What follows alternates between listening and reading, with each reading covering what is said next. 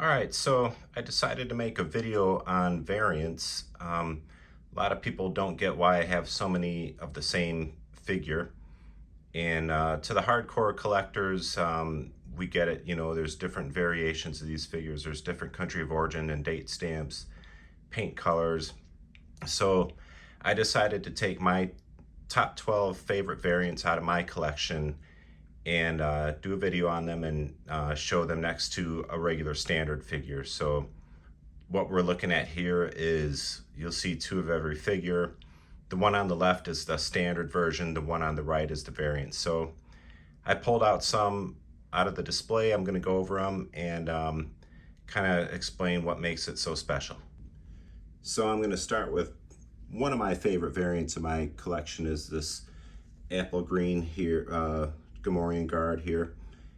And what I like so much about this one is these are both Smile, no country of origin. Okay, so there's no country of origin stamp. You see the 2-line date stamp. And these are Smile factory. The one on the right is about a gram heavier than the one on the left. They're both the same factory, pretty much the same mold too. Very detailed. Some of the Smile No COOs are not as detailed in the face. Both of these have that, but you see the apple green plastic arms and legs and the face. Very hard plastic compared to the other ones, and very bright green. And they weigh a full gram more than the regular Smile No COO, so this one weighs a gram more than this one. And it's just a cool figure. I have another one that just like it, except one, I think it's the right arm is a plastic like this one. Otherwise it's the apple green like this, but you don't see them come up too often. And when you do, sometimes it can be hard to tell when you're not comparing it to another one, whether or not it's this hard plastic apple green version. But that's Smile No COO Gamorrean Guard, and one of my all-time favorites. All right, so next we'll take a look at Luke Jedi outfit. And the one on the right is the variant that I decided to pull out. The one on the left is more of a standard. Doesn't hold on to the weapons very well. But the one on the right, you can see the cape has a snap. This one it's sewn. And I'm gonna go ahead and take, one thing I don't like about some of these old figures is cloth capes, because you can't see the figure, you can't see anything else behind them in the display. So I'm not a fan of cloth capes, but nevertheless, they're here. The biggest difference with these guys, most of the Jedi Lukes are like this one, where the head is molded in the tan hair color and the face is painted. So this is the color of the plastic right here, and then the face is painted. This one is the opposite. This is a molded face, painted hair. So the face is just the color of the plastic, the hair is painted. So that's a pretty cool variant with Luke. And again, the snap cape, and I also have one with a blue lightsaber up in the display too, but I just wanted to show the molded face versus the painted face. All right, next up is a variation on the brown hair Farm Boy Luke. The one on the left is more of a standard brown hair. The one on the right is definitely the variant. Definitely has a pale face compared to the other one, but the hair, the general consensus with other collectors is that it's not the true variant of the orange hair Luke.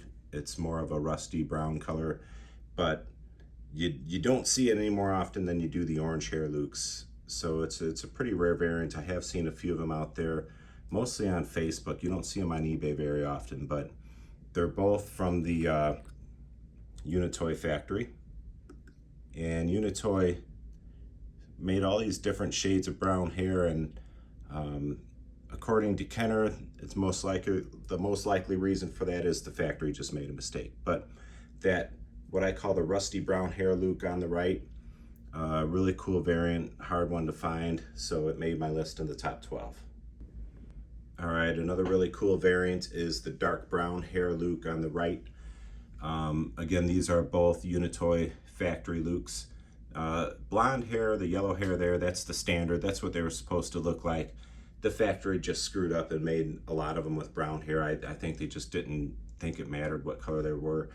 But most of the Unitoy, I'm sorry, the Unitoy Lukes with the dark hair are not this dark brown. This is what collectors consider the dark brown hair variant. Again, another tough one to find. I actually got it in a lot at some point last year, around 20 or so figures I bought from a seller in Thailand, and it just got some really awesome figures in it at a great price. So this was one of them, the dark brown hair Luke. They are out there, they are hard to find, and when they're in really nice condition like this, they can go for $200, $300, $400 sometimes. So the dark brown hair Luke, one of my favorite variants.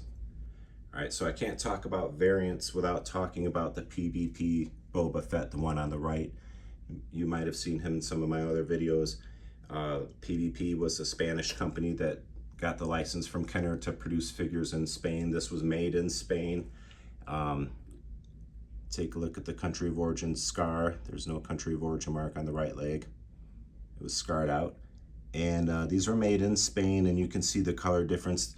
This one here on the left, this is a standard made in Hong Kong Kenner that was released in the US. That's the Spanish version. And you can see the Spanish version is almost gray, different color, everything. It's just such a cool variant. And I'll show you the back too. I mean, and it just pops. It looks great on the display. They stand out. So just most collectors, even if they're not big Boba Fett fans, they tend to like this PvP Boba Fett because it's done so well and it looks so very different than the Kenner version. So that one had to make the top 12. All right, so while we're on the subject of Boba Fett, here's another one. These are both made in Taiwan, but the one on the right is what's called a painted helmet Boba Fett. And I'm gonna bring it in a little closer. And you can see the front of the helmet has been painted all along here, the cheek area. And nobody knows for sure why some of these Taiwan Boba Fett's got painted. There's different shades of blue paint. I have 4 different painted helmet Boba Fett's, and they all have different shades of blue. And the one on the right, this is what a normal Taiwan Boba Fett would look like, usually not painted up here. Beautiful figures. This one here also has the gun that was made in Taiwan. Now they all had the what's called the Imperial Blaster, but each factory made theirs a little bit differently, and the one that was made in Taiwan, that gun alone is a good $120, maybe up to $150 just for that gun. So it's kind of hard to find. I have, I don't know, over a dozen, I think, a dozen Taiwan Boba Fett's. That's the only Taiwan gun that I have. All the rest of them came with Hong Kong guns. So the painted blue helmet Boba Fett, definitely a great variant, and not a cheap one either. All right, for the next one, I pulled out a really cool low gray variant. The one on the left here is a standard Kenner. The one on the right was made by Top Toys for Argentina. And you can see completely different plastic, completely different paints. This one is, the Argentinian one is bare bones. I got a good deal on it to get one complete with the weapon and the hood and the little bag. Very expensive, so I decided to just go with a bare bones one. I just wanted an example. Top Toys, you'll always know you have a Top Toys, there's no footholes. And in his case, there's the back there. All of the companies that made these Star Wars figures used the molds that Kenner designed and made the figures that way. Top Toys didn't use Kenner molds. They just took the Kenner parts, the figures themselves, made a mold out of those, and which worked fine, but it made their figures a little bit smaller than the Kenner versions. So this one looks totally different and very cool. Top Toys Argentina. All right, this next one is kind of near and dear to me. The one on the right, the variant, this is the hollow cheek tubes Tusken Raider. And what I'm referring to are these cheek tubes right here. These are hollowed out. These are rounded. All of them are rounded out. There were only some made during the Return of the Jedi era that had the hollowed out cheek tubes. And this is one from my childhood. So that's why it's kind of near and dear to me. I had two of these. I had the first one I still have it in the display case. I got the first one in the 78, 79 on a Star Wars card back. This one was a gift. I don't remember who got it for me. It was on a Return of the Jedi card. And so I never played with it. I wish now I had never opened it, but I did. But it's in perfect condition. And hollow cheek tubes, yeah, these probably in this condition, I could get probably an easily a couple $100 for it, but no, it's not for sale. I've had it since I was a kid. But hollow cheek tubes, Tusken Raider, it's a sought after variant. They are out there. Not a ton of them, but they are out there. But most of them don't look as good as this one. All right, this is definitely one of my all-time favorite variants. This is Bespin Princess Leia.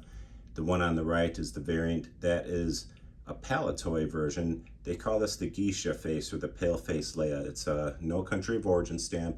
It was not released in the US, it was released in Europe on Tri-Logo cards, I believe, produced by Palitoy, but there were no figures made in the UK. Palitoy had the figures made in Asia also. But these were made especially for the European market because they weren't released in the US. There is a US version that also has a kind of a pale face, not as pale as this one, and it doesn't have the same country of origin. This one has no country of origin, but it's a very cool figure. They're very rare. They are out there. You will see them occasionally. They don't come up on eBay very often, and when they do, they're going for a premium nowadays. But that's the Geisha face, Princess Leia Bespin. I've had it for several years. I paid $37 for it probably 11 or 12 years ago, and it's probably worth a couple, $200-300 now at least. So great figure, Geisha face, Princess Leia Bespin. All right, this next one is kind of a familiar one. I've featured him in a couple of videos before, but that is the Pak C-3PO on the right, that gold one. Kenner, for the US market, they had some that were pretty gold too. The one from my childhood has pretty bold gold color. Most of them, though, look like this standard Kenner one here. This was made for the US market. Most of them are more silver than gold. This one is very, very dark gold, which I like. And I'll show you too with Pak. Their sonic welding technology wasn't very good and would allow heat to get to the plastic sometimes and create these melt marks that you'll see on the figure here, on his shoulder, down by the foot. You can see the foot is all melted, and that happened at the factory. But Pak was the Spanish company that had the license to make the figures in Spain, and this particular figure was not injection molded in Spain. They were just importing the parts from the factories that Kenner was using. So they're the same parts that Kenner used, but they got to Spain and then they were painted and assembled. And that's why you get different paints and different, often melt marks, not all the time, but Pak C-3PO, he's a very cool figure. You can find them out there. There's not a ton of them, but they are out there. This one I like because of the melt marks. It looks like it's damaged, but that's how it was done at the factory. So for a nerdy collector like me, the melt marks are a big draw. So that is the Pak Spanish C-3PO. All right, another favorite variant of mine is that Yoda on the right. That is the Lili Ledi from Mexico. Lili Ledi was the Mexican company that produced the figures from Mexico. And I love that apple green plastic they use. The paint on the eyes is awesome. The brown snake, I don't have a cane for him, but Lili Ledi, just they made some that had a lighter green plastic too, but the green paint on the hands and feet, just a very cool variant. And that dark green, it really pops in the display when he's with other Yodas. So that is the Mexican Lili Ledi apple green Yoda. Okay, and last but not least, one of my all-time favorite variants is the Taiwan Darth Vader. The one on the left here says made in Taiwan. That was released in the US, throughout the world. This one just says Taiwan, it doesn't say made in. And the general consensus is that was specific to Toy Toys, Australia, New Zealand. There are some people that debate that, but I haven't heard anything concrete either way. The biggest difference is You'll see this one's helmet is thinner than this one. This figure is shorter than this one. Glossier plastic. And then when you look up close at the cheek, at the left cheek, you can see how big and bulbous and kind of sloppy looking the molding was on the one on the right compared to the one on the left. Kind of crude. You know, the plastic isn't quite as nice. So this one, as far as I know, like I said, there are people that debate it, but I put it in with my international figures as a Toll Toys Australia, but it's super cool. It's a completely different sculpt. Very, very rare. They are out there. I shouldn't say two varies, I guess, but it's very rare.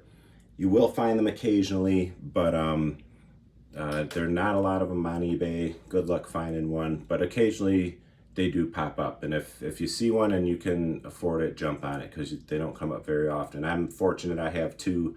There's two variants on this one. There's this one with the really bulbous mouthpiece, and then there's another one with not quite so bulbous mouthpiece. So I have one of each. So that is the Taiwan only Darth Vader. Let me pull the leg out here. I'll show you what I'm talking about if I can get a clear picture. And you can see it just says Taiwan. And then I'll show you this US release one. It says made in Taiwan. Made in Taiwan is nothing special. There's plenty of those out there, but the one that just says Taiwan, if you come across one of those, try to jump on it. It's a pretty cool figure. All right, thanks for watching, everybody. Hopefully you learned something new. And if you liked it, please go ahead and hit subscribe and check out some other videos. And I'll be making some more soon. Thanks again.